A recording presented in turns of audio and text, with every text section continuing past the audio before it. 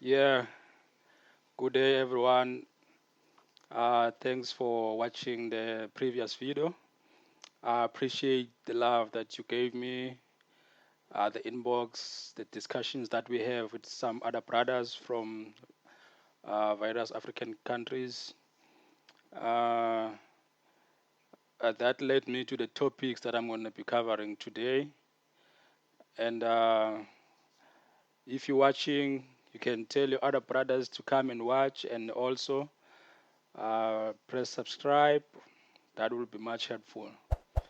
And without further ado, welcome to FKU Africa. This is your host, Maneza F8. So, the topics that we're going to be covering today is just a few topics, but we're going to try to broaden them up. But the main topic is going to be like why was our African history not taught to us in an African way? What I'm saying when I'm saying that is why we were taught about uh, Hitler, thought about the World War, first and second, thought about the slave masters, the oppressors, Jan van Riebeeck, all these guys that did harm to Africa. Those are the guys that were taught as in a way that they were portrayed as the guys that we need to look up to. So we need to unpack that issue on why was that. Because imagine if you were at school, you were taught about the great Mansa Musa, you were taught about Commander Hannibal, you were taught about Nyatsimba Mutota, you were taught about King Maqoma, King Shaka, King Mzilikazi. Imagine the pride you would have felt as an African child. But that was not the case, you see. So, in a way, by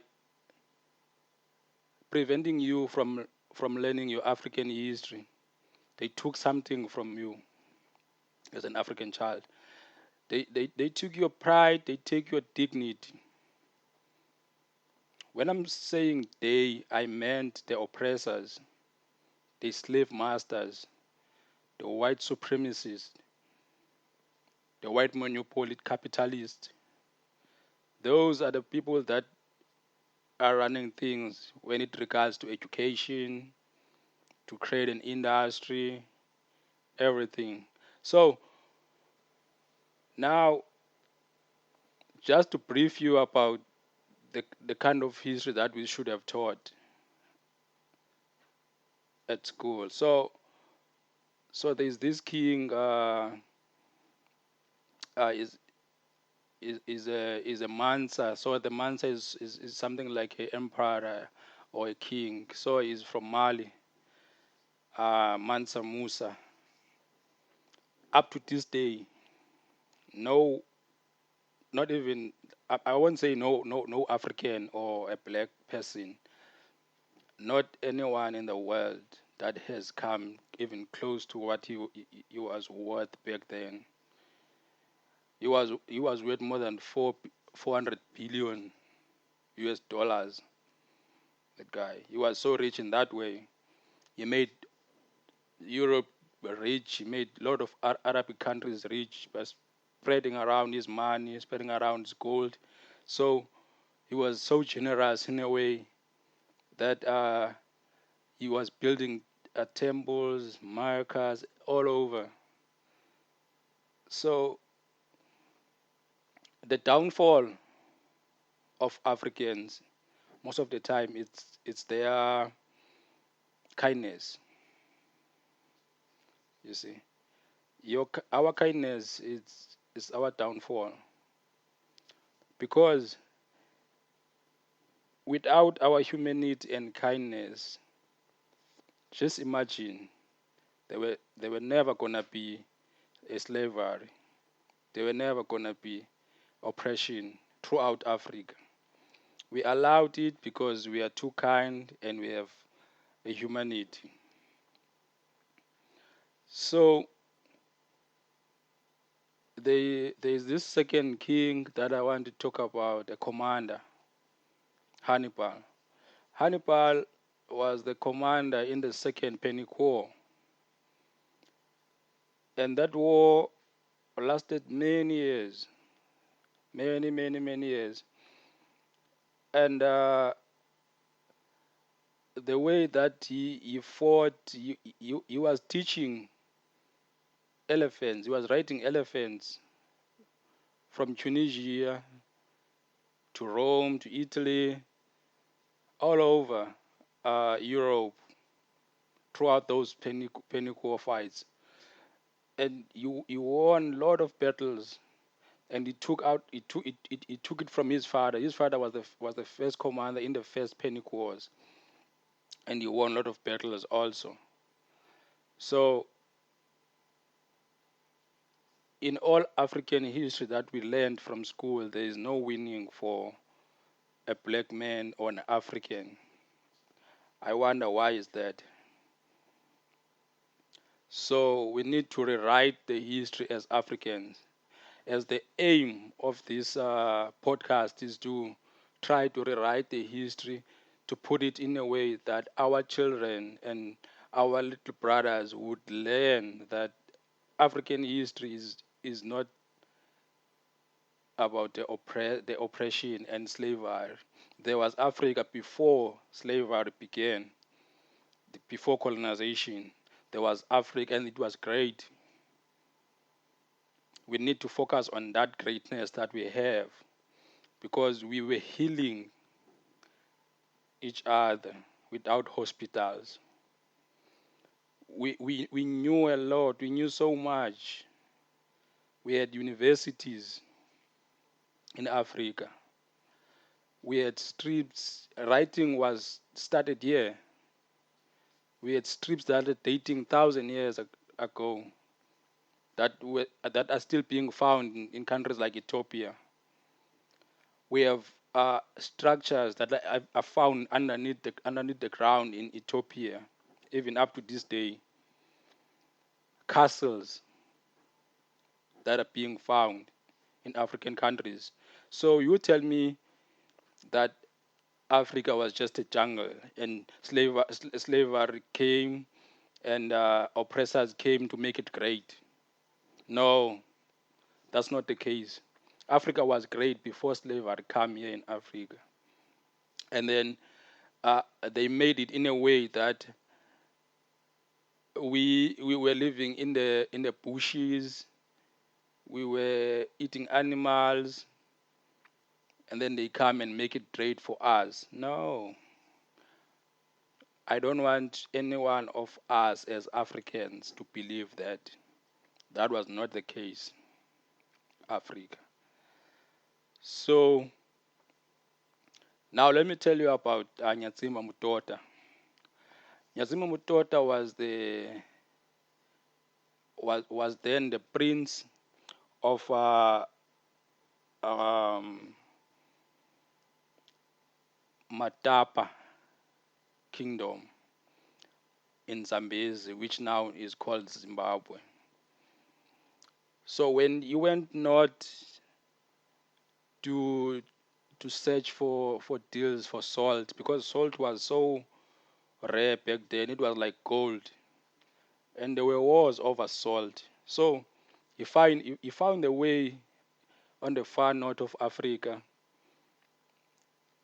to make a trade in a way that Africa will not have to pay taxes and trades to each other. So they were trading with what you bring what you have and then you get the salt, and you bring, let's say you bring meals, maize meal, pumpkins and stuff, and then you get your salt, you get your sugar. So he established that kind of trading, made it easy for Africans to trade among each other in a peaceful way. And after his father died, he went on to be a ruler, and then he went on to conquer most of the southern African countries, which is West Mozambique, all of Zimbabwe, all of Zambia, and the east, a little bit of east of Namibia and north of South Africa. All of these territories they conquered by that guy called King Nyatsimba Mutota. And he was so great in a way that when he conquered those countries, he never butchered people around and tortured people. He conquered your little village and left it as it was. But all you need to do, they will bring you a lot of stuff to plant and a lot of animals and stuff so that you can plant and expand and don't pay taxes to the kingdom of Matapa. And that kingdom was so great that they ruled over 70 years, and it was so much of a peaceful kingdom in a way that now we should learn how to trade to each other as Africans. My point now goes to the borders. You see, the borders are the reason why Africa will never be united. Because as an African in Nigeria, you still call a Zimbabwean a foreigner, then there's still a long way to go. There's this thing of Africans thinking that if you're speaking a proper English or a nice English, and then you are a great African and they will accept you. But if you mess up even a spelling or a grammar, then they will come at you so bad in a way that you will feel ashamed. But not for me. English is not my language. And an African in an African country will never be a foreigner. The self-hate of Africans is too much. We need to address the self-hate of Africans. Why would you call an African from Kenya, from Namibia, from Zimbabwe, from Zanzibar, from Egypt, a foreigner when they are in Nigeria or when they are in South Africa? They will never be true in that. Africans will never be a foreigner in an African country. That's all. And you can argue with me all day, all night. I can never accept that. And you will never find a way to make me believe that an African is a foreigner in an African country. But you still call a European, say, you call him Bas, you call him Menier, you even call him my lord. That's a self-hate we need to get over as Africans in order for us to unite and go forward. When Thomas Sankara took over Burkina Faso, Burkina Faso was the poorest country in Africa. But when they killed him 4 years later, Burkina Faso had achieved so much in a way that it was a threat in the Western country because he was pushing Pan-Africanism. And no one in the Western or even our leaders want to hear about that. Pan-Africanism is a threat, and we need to fight for that as Africans. We were never taught our history because we were never expected to unite as Africans. Because if they have taught our history to us back then, we would have seen the works of the likes of Nyatsimba Mutota when they united Africa with trade, and we would want to make those kind of changes as Africans. But not that our leaders, they don't know about these things. They know. They read a lot. They know how important it is for us to unite. But for now, they want to enrich themselves. That's the problem. It's a self-enrichment, dictatorship.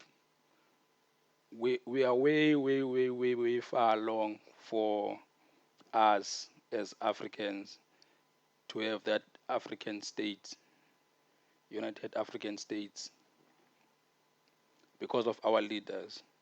For us to have those kind of leaders, we need to push the leaders that we see that they are pushing African Pan-Africanism. Then we wouldn't have so much of these greedy leaders enriching themselves, looting the state money. We would have the Africa that the likes of Thomas Sankara have dreamed of, Muammar Gaddafi dreamed of, because when they killed Muammar Gaddafi, he was close in the process of uniting Africa. In a way that when they killed him, West Africa was already in a process of uniting as West Africa. In a way that now West Africa, they have announced one currency in all West African countries, the likes of Nigeria, Ghana, I think Burkina Faso, Niger, uh, most of the African West African countries, they are using one currency. And imagine if Africa is using one currency and they are trading amongst each other, and there's one statement and there's one presidency in Africa. It would be very hard for corruption to prevail. Corruption would die, because I wouldn't want as a statement of South Africa, a statement of Kenya to be looting money there, and I wouldn't keep quiet, because there will be so much legislations, federal legislations that will prevent all the kinds of corruption. Do you know why America has reported almost 0% corruption? It's because of that. There's too much strict federal rules towards that, because there are too many states and they are governed by different governance with different rules, with different constitutions. But when it comes to federal, the American money, they are very strict. And now here in Africa, we need something like that. They have it in America, they have it in Europe. It's the one that Britain just exited with. They call it Brexit. That union is the one that is looking over the European currency, the European money affairs. It is very rare to hear reports of corruption as they are here in Africa. So as Africans, we need to adopt one Africa. One Africa is needed for Africa to be rich. Africa is very rich. It's so rich in a way that countries like France, they still loot our resources. Countries like Kenya, like Guinea, they still report to to France before they do anything with their resources. France is the one that determines how much each resource will be on the market, on the international market. If you don't believe me, go research that.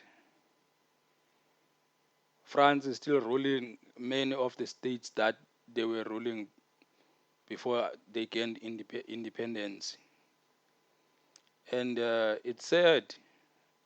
Imagine with one state, that will be a thing of a past. With no borders in Africa, that will be a thing of a past. If I'm making shoes here,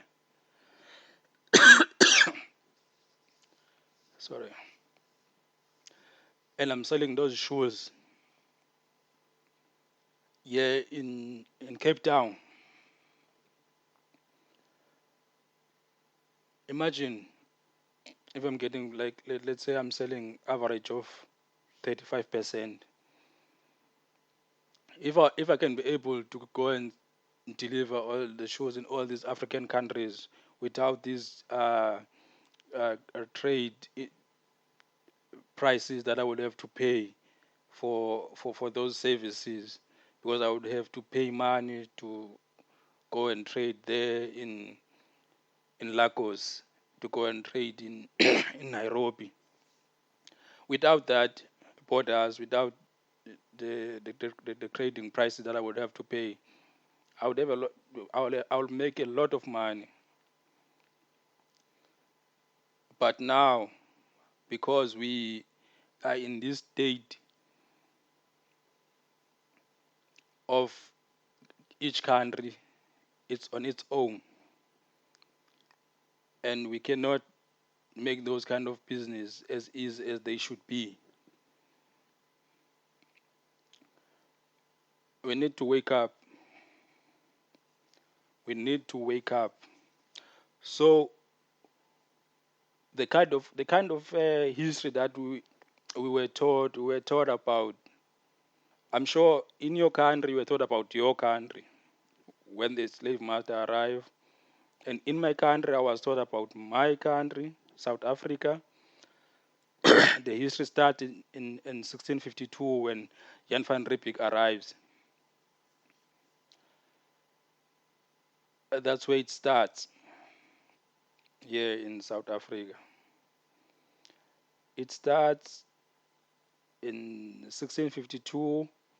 Jan van Riebeeck arrives. He take over the Good Hope, which is Cape Town, and enslave the Khoisan who were there and went all over Eastern Cape, and then they were fought off Eastern Cape, and then the fighting continued, and then but I don't want to entertain the history of Jan van Riebeeck. All in all, I just want to tell you the way that the cycle education that we had in our schools, it's a kind of a education that will let your mind run in a close cycle, that it wouldn't let you think outside the border. I know so much about Jan van Riebeeck that I even know his mother. I know his birthday. I know his country of birth, but I don't know anything about King Maqoma. I only know him and his wars that he fought, but I don't know much about him as I know about Jan van Riebeeck. So, all in all, I would say we need to forget about the history that we were taught at school. We need to find our own history. There's so many books you can read. There's so many things online you can read, but you must not take everything that you read online, because most of the stuff that are there are rigged. They'll be misleading you. So, in closing, I would say please, African child, read. It's important. Read books. Go online. Stop wasting your data on WhatsApp. Stop wasting your data on Facebook, just strolling around. Go and read. It's important. Go and dig your African history. You'll be inspired. You will be inspired. You will learn a lot about yourself. You will learn a lot about your country. about your continent as Africa. You will learn a lot about your pride. I'm sure if you can read a lot, if you can read about Africa, you will see the beauty in you as an African girl, without wanting to have weaves looking like an European. You will appreciate your dark skin. You will appreciate your short hair. You will appreciate your wide nose. You will appreciate your dark skin African child. Because the beauty of African woman is inside. So you must read, and you must push the Pan Africanism, and you must please, of course, subscribe, hit like, leave a comment, highlight me on social networks. You will see them in the description. And thank you for watching. Afikiria kwa undina. Engosi. Siyabulela.